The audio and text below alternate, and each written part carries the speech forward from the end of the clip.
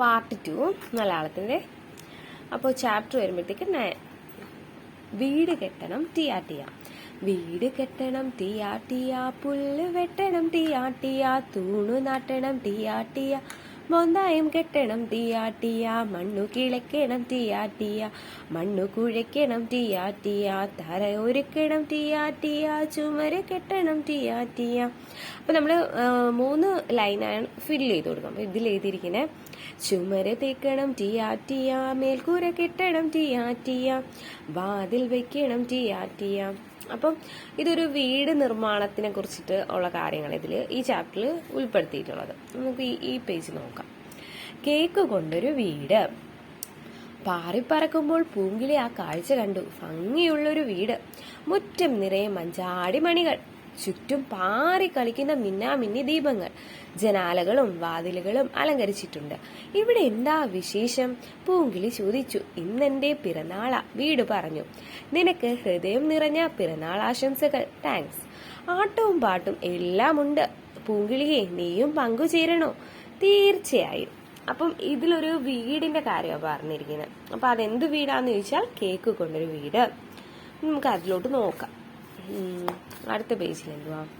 ആദ്യം ഉറുമ്പുകൾ ജാഥയായി വന്നു. ക്ഷണം കിട്ടി വന്ന മട്ടുണ്ട്. സ്വാഗതം സ്വാഗതം, വീട് പറഞ്ഞു. ഉറുമ്പുകൾ അടിപൊളി സംഘഗാനം പാടി. അതുവഴിയും ഇതുവഴിയും അകത്തു കയറി. ചോടനുറുമ്പ് സോഫ നൊട്ടി നുണഞ്ഞു. എന്താ സ്വാദ്! നെയ്യുറുമ്പ് മീശ സ്വന്തമാക്കി. എന്താ മധുരം! ഇത് വീടല്ല കേക്കാ, ഇത് കേക്കല്ല വീടാ, ഇത് കേക്ക് വീടാ. ആദ്യം പറഞ്ഞെത്തിയ മൈന അടുക്കള കൊത്തി രുചിച്ചു. സൂപ്പർ ഭക്ഷണം, സൂപ്പർ സ്വാദ്. മയിൽ കിടപ്പുമുറിയിലേക്ക് തല നീട്ടി. മിഠായി കൊണ്ടുള്ള തലയിണ വായിലാക്കി. നല്ല മിഠായി, നല്ല സ്വാദ്.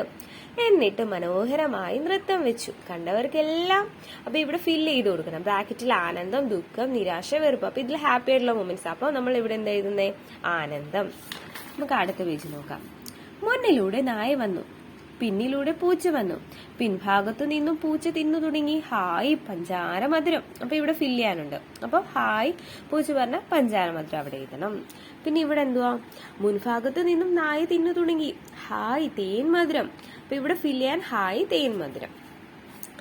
അടുത്ത പേജിൽ അകത്താളുണ്ടോ? തിന്നല്ലേ തിന്നല്ലേ. ഉറുമ്പുകൾ ബഹളം വെച്ചു. പുറത്തേക്കു ചാടി. അവ പൂച്ചയെ പൊതിഞ്ഞു കടിച്ചു. കടിയുറുമ്പുകൾ നായയുടെ മുഖത്ത് കയറി. മുഖമാകെ കടിയോടു കടി. മൂക്കിലും ചിലത് കയറി. ആയ്ച്ചി ആയ്ച്ചി. നായ ഒറ്റ തുമ്മൽ. പൂച്ചയും നീട്ടി ഒറ്റ തുമ്മൽ. മേൽക്കൂര കുലുങ്ങി. കേക്ക് വീട് ചിതറിത്തെറിച്ചു. കേക്ക് വീട്ടിൽ എന്തെല്ലാം ഉണ്ടായിരുന്നു? മുറികൾ, ഉപകരണങ്ങൾ. അപ്പൊ അതിലുണ്ടായിരുന്ന മുറികൾ ഏതൊക്കെയായിരിക്കും? കിടപ്പുമുറി, അടുക്കള. ഉപകരണങ്ങൾ ഏതൊക്കെയായിരുന്നു? നമ്മൾ സോഫ, മേശ, തലയിണ. അപ്പൊ എനിക്ക് ഇഷ്ടപ്പെട്ട വരികൾ. അപ്പൊ നമുക്ക് അതിനകത്ത് ഇഷ്ടപ്പെട്ട വരികൾ അവിടെ എഴുതാനാണ് പറയുന്നത്. പിന്നെ അടുക്കളപ്പാട്ട്.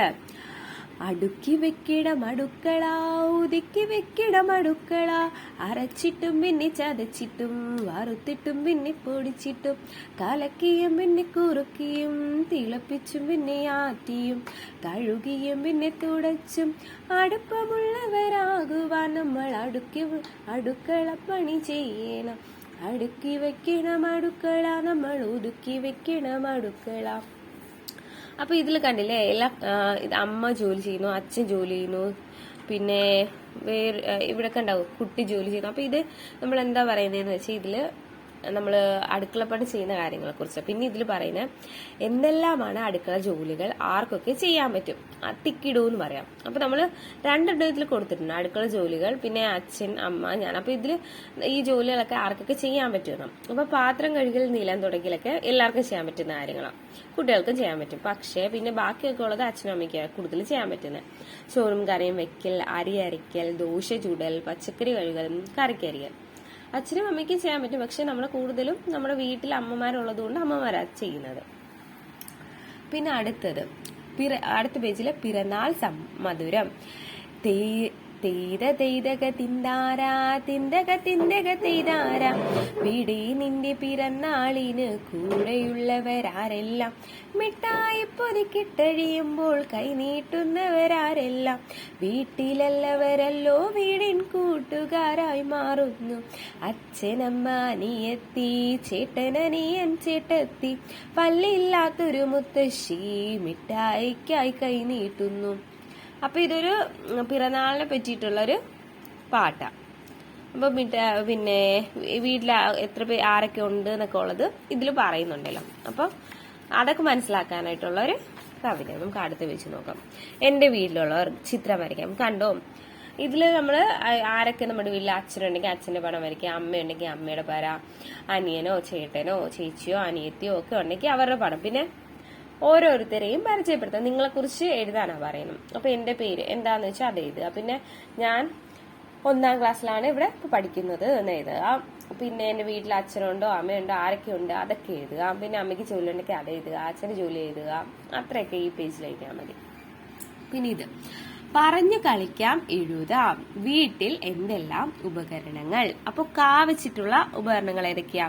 കലം, കസേര, കിണ്ടി, കട്ടി, കുപ്പി, കുക്കർ, കത്തി. വെച്ചിട്ടുള്ള ചിരവ, ചീനച്ചട്ടി, ചാരുകസേര, ചൂൽ, ചവിട്ടി, ചായ, അരിപ്പ. പിന്നെ വെച്ചിട്ടുള്ള TV, ടിൻ, ടീപ്പും. വെച്ചിട്ടുള്ള തവി, തുടപ്പ്, തോട്ടി, തേപ്പുപെട്ടി, തീൻമേശ. വെച്ചിട്ടുള്ള പുട്ടുകുറ്റി, പാൻ, പപ്പടക്കോൽ, പാത്രങ്ങൾ. ഇഷ്ടമുള്ള അക്ഷരം എഴുതി അതിൽ തുടങ്ങുന്ന ഉപകരണങ്ങളുടെ പേരെഴുതുക. വെച്ചിട്ടുള്ള അലമാര, അമ്മിക്കല്ല്, അടുപ്പ്, അരിപ്പ, അപ്പച്ചട്ടി. വെച്ചിട്ട് മിക്സി, മുറം, മാറാലത്തട്ടി, മേശ. വെച്ചിട്ടുള്ള സോഫ, സേവനാഴി, സ്പൂൺ. വെച്ചിട്ടുള്ള ഉലക്ക, ഉരൽ, ഉരുളി, ഉറി. അപ്പൊ ദാ ഇവിടെ എന്താ ടായി. അപ്പൊ ടായി എന്ന് പറയുമ്പോ ഇത് മിഠായി. തിന്നുമ്പോൾ എന്തിഷ്ടായി, തിന്നുകഴിഞ്ഞാൽ കഷ്ടായി. അപ്പം അത് അങ്ങനെ എഴുതുക. അപ്പൊ ഈ ചാപ്റ്റർ ഇത്രേ ഉള്ളൂ.